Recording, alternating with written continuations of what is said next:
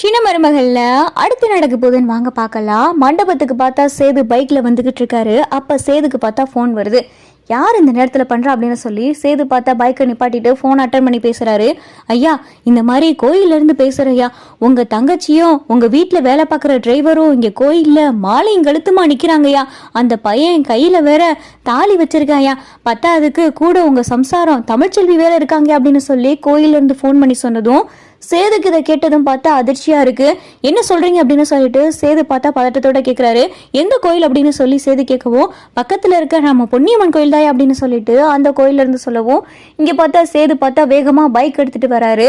அப்பதான் தமிழ்ச்செல்வி பார்த்தா கண்மணி கிட்டே ஆறுமுகத்துக்கிட்டையும் பேசி புரிய வச்சு மண்டபத்துக்கு போய் எதா இருந்தாலும் பாத்துக்கலாம், மாமா கிட்ட நான் பேசுறேன் அப்படின்னு சொல்லி தமிழை கூட்டிட்டு வராங்க. கார்ல பார்த்தா கண்மணியும் ஆறுமுகம் ஏறிறாங்க. தமிழை பார்த்தா காரு கதவை திறக்க போறாங்க. அப்பதான் பார்த்தா சேது வராரு. சேதுவை பார்த்தது ஆறுமுகம் வேகமா பயத்துல வண்டியில இருந்து கீழே இறங்குறாரு. ஆறுமுகம் கணத்துல பார்த்தா என்ன ஏதுன்னு கேட்காம சேது ஓங்கி ஒரு அறை விட்டுறாரு. கண்மணி வண்டியில இருந்து கீழே இறங்க அப்படின்னு சொல்லி சேது சொன்னதும் வேகமா பார்த்தா கண்மணியும் கீழே இறங்குறாங்க. கண்மணி கழுத்தை பாக்குறாரு. கழுத்துல பார்த்தா தாலி இல்ல. என்ன, நமக்கு போன் பண்ணி சொன்னவங்க மாலையும் கழுத்துமா நிக்கிறாங்க, அந்த பையன் கையில தாலி இருக்கு அப்படின்னு சொன்னாங்க.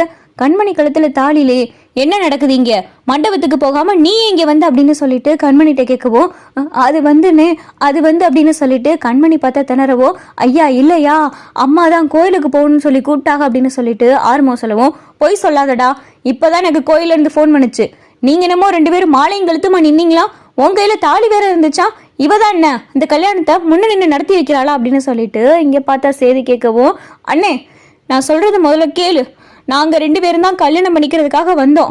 அண்ணி இங்கே யதார்த்தமா வந்து எங்களை 2 பேர்த்தையும் கல்யாணம் பண்ணிக்கிற கூடாது, மாலை முதல்ல கழட்டுங்க, நீ உங்க கழுத்துல தாலி கட்டக்கூடாது அப்படின்னு சொல்லி ஆறுமுகத்தை அன்னை தான் தடுத்தாங்க. அண்ணி என்னை இப்ப மண்டபத்துக்கு கூட்டிட்டு போகத்தான் என்னை கார்ல ஏற சொன்னாங்க. இப்ப எங்களை மண்டபத்துக்கு தான் கூட்டிட்டு போய்கிட்டு இருக்காங்க அப்படின்னு சொல்லிட்டு கண்மணி சொல்லவும், என்னது நீ இவனை காதலிக்கிறியா அப்படின்னு சொல்லி சேது கேட்கவும், ஆமாண்ணே, எனக்கு ஆறுமுகத்தை தான் பிடிச்சிருக்கு, நீங்க ஏற்பாடு பண்ணியிருக்க கல்யாணத்துல எனக்கு விருப்பம் கிடையாது, நான் தான் ஆறுமுகத்தை கட்டாயப்படுத்தி இங்க கோயிலுக்கு கூட்டிட்டு வந்தேன், அவர் என் கழுத்துல தாலியும் நான் தான் கட்ட சொன்னேன், ஆனா அவர் என் கழுத்துல தாலி கட்ட மாட்டேன்னு சொல்லிட்டாரு.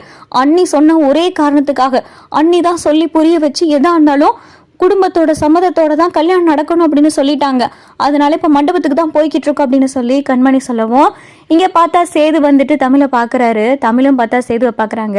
சரி, மண்டபத்துல உன்னை காணான்னு தேடிக்கிட்டு இருப்பாங்க, அப்பா கிட்ட நான் எதா இருந்தாலும் பேசுறேன், வா மண்டபத்துக்கு போலாம் அப்படின்னு சொல்லி சேதுவும் சொல்லவும், இங்க பார்த்தா தமிழ் கண்மணி ஆறுமுகம் சேது எல்லாரும் பார்த்தா மண்டபத்துக்கு வராங்க.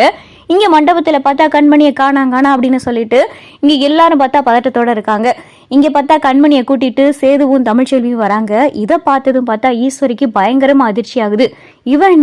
இவன் மண்டபத்துக்குள்ள வந்துகிட்டு இருக்கா, கல்யாண பத்திரிகையில இவ பேர் இருக்க கூடாதுன்னு நினைச்சு கல்யாண மண்டபத்துல இவ எப்படி வந்தா அப்படின்னு சொல்லி ஈஸ்வரி பாத்துக்கிட்டு இருக்கு. அப்பதான் ராஜாங்கமும் மோகனாவும், எங்க போன கண்மணி, எங்க போன, டேய் எங்கடா அவளை கூட்டிட்டு போன அப்படின்னு சொல்லி ஆறுமுகத்தை பார்த்தா இங்க சத்தம் போட்டுக்கிட்டு இருக்காங்க. அப்பதான் சேது, அப்பா இந்த கல்யாணம் நடக்க வேணாம் அப்படின்னு சொல்லி சேது சொல்லவும், ஏயா சேது எதுக்குயா அப்படின்னு சொல்லி ராஜாங்கம் கேட்கவும், மோகனா பார்த்தா பதட்டப்படுறாங்க.